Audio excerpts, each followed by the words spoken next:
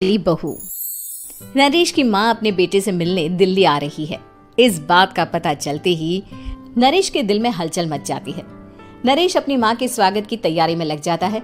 साथ ही उसे डर भी सताने लगता है कि उसकी माँ कहीं अपनी पुरानी जिद पर फिर से बैठ ना जाए। हे भगवान, इस बार बचा लो, अगले साल पक्का माँ की जिद पूरी कर दूंगा। तभी दरवाजे की घंटी बजती है। नरेश दरवाजा खोलता है तो सामने अपने मकान मालिक को देखकर हैरान हो जाता है, क्योंकि उनके साथ एक सुंदर सी लड़की भी थी। अब नमस्ते अंकल, कुछ काम था, मुझे बुला लेते। आपने क्यों कष्ट किया? अरे नहीं नहीं, इसमें कष्ट कैसा, मैं तो बस तुम्हें रीना से मिलवाने आया था। आज से रीना तुम्हारे साथ इसी फ्लैट में रहेगी। अंकल, कोई लड़का फ्लैटमेट नहीं है? एक अनजान लड़की के साथ रहना मेरे लिए थोड़ा अजीब होगा। देखो नरेश, मैं तुम्हें पहले भी बता चुका हूँ कि इस फ्लैट में तुम्हें किसी ना किसी के साथ एडजस्ट करना ही होगा, या फिर तुम अकेले पूरे फ्लैट का किराया दे दो, मैं किसी को नहीं रखूंगा। नरेश अपने मकान मालिक की बात सुन के रीना के साथ रहने के लिए तैयार हो जाता है, पर अंदर ही अंदर उसे ये बात खाने लगती है कि वो अपनी माँ को क्या जवाब देगा जब उसकी माँ रीना के बारे में उसे पूछेगी। दिन बीतने लगते हैं। नरेश और रीना अच्छे दोस्त भी बन जाते हैं, पर अभी भी नरेश अपनी प्रॉब्लम का सलूशन नहीं ढूंढ पाता। एक दिन नरेश बहुत परेशान सा बैठा होता है। तभी रीना उसे पूछती है, क्या हुआ नरेश, तुम काफी परेशान लग रहे हो, सब ठीक तो है ना? हाँ सब ठीक है, बस एक छोटी सी प्रॉब्लम है। वो एक्चुअली 2 दिन बाद मेरी माँ मुझसे मिलने आ रही है। अरे तो इसमें प्रॉब्लम क्या है, ये तो खुशी की बात है।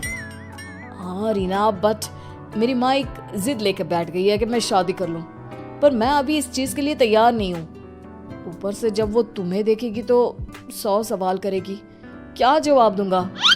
अरे इसमें कोई टेंशन वाली बात नहीं है, मेरे पास ना इस प्रॉब्लम का सलूशन है, जिससे ना तुम्हें शादी करनी पड़ेगी और ना ही तुम्हारी माँ मेरे बारे में कुछ पूछेंगी। रीना की बात सुनकर नरेश सोच में डूब जाता है। वो सोचता है कि रीना खुले ख्यालों वाली लड़की है, कहीं माँ को सच बता ना दे।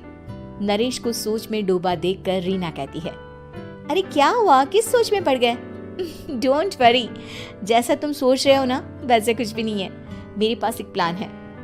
मैं कुछ समझ नहीं पा रहा हूँ, कैसा प्लान? मैं समझाती हूँ। हम ना एक कॉन्ट्रैक्ट मैरिज कर लेते हैं। फिलहाल मेरे पास जॉब नहीं है, तो तुम इस रूम का किराया दे देना जब तक तुम्हारी माँ यहाँ रहेंगी, सिर्फ तब तक। और तुम अपनी माँ से कह देना कि मैं तुम्हारी पत्नी हूँ, इससे वो मेरे यहाँ रहने पर कोई सवाल भी नहीं करेंगी। अरे बात तुम्हारी ठीक है, पर माँ से झूठ बोलना, ना ना बाबा, मैं ये रिस्क नहीं ले सकता। कोई और आइडिया दो ना तुम। देखो मंजूर हो तो बोलो, वरना सच बता दो, मुझे कोई प्रॉब्लम नहीं है। रीना की बात सुनकर नरेश सोच में डूब जाता है। बहुत सोचने के बाद जब उसे कोई रास्ता नहीं मिलता तो वो रीना के बताए हुए रास्ते पर चलने के लिए तैयार हो जाता है। वो रीना से बात करता है और अपनी माँ की पसंद और नापसंद के बारे में बताता है।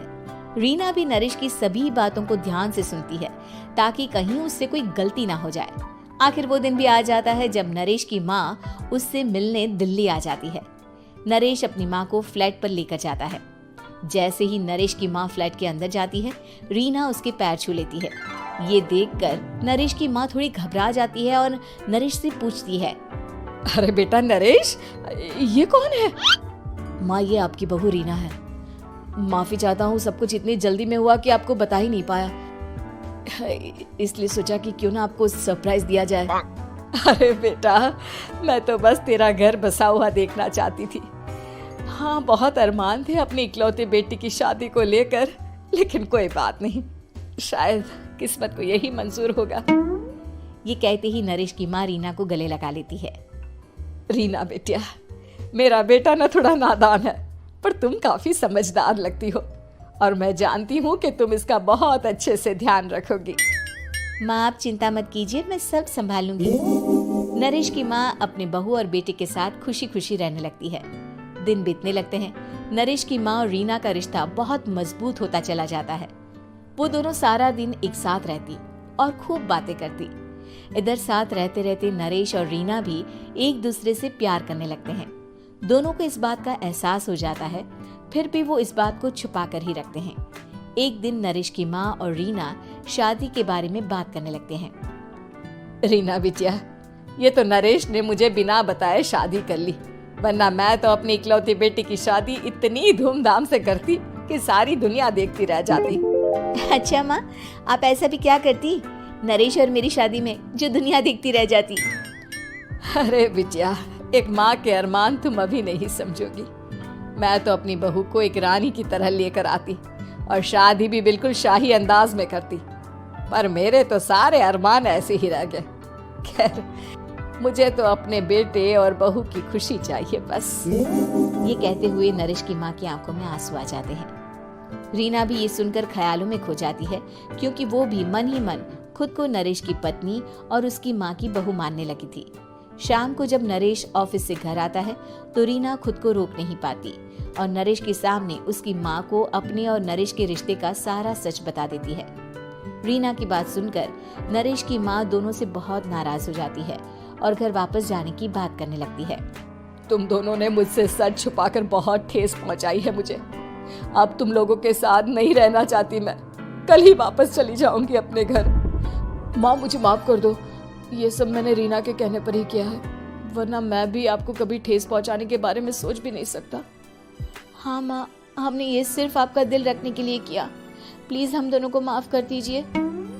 तुम दोनों ने मेरे अरमानों के साथ खिलवाड़ किया है, और वैसे भी मुझे अपने बेटे के लिए एक अच्छी लड़की ढूंढनी है, इसलिए मेरा यहाँ से जाना ही बेहतर होगा। माँ की ये बात सुनकर रीना खुद को रोक नहीं पाती। माँ, क्या मैं आपके घर की बहू बनने लायक नहीं हूँ? रीना की बात सुनकर नरेश हैरान रह जाता है। नरेश की माँ भी कुछ समझ नहीं पाती। मैं कुछ समझी नहीं, आखिर तुम कहना क्या चाहती हो? माँ, मैं वो नरेश से बहुत प्यार करती हूँ और साथ ही साथ मैं आपको भी अपनी माँ मान बैठी हूँ। आज जब आपकी बातें सुनी तो खुद को रोक नहीं पाई, इसलिए सारा सच आपको बता दिया। रीना की बात सुनकर नरेश की माँ की आंखों में आंसू आ जाते हैं और वो अपने बेटे नरेश और रीना को गले लगा लेती है। मेरे घर की बहू तो सिर्फ रीना बिटिया ही बनेगी।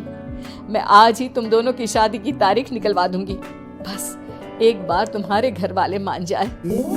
उसी दिन रीना के माता पिता भी उनके फ्लैट पर आ जाते हैं। दोनों परिवार आपस में बैठकर बातें करते हैं और शादी के लिए राजी हो जाते हैं। रीना भी कॉन्ट्रैक्ट फाड़ देती है और कहती है, सही मायने में मैं अब बहू बनूंगी, अब तक तो सिर्फ कॉन्ट्रैक्ट वाली बहू थी।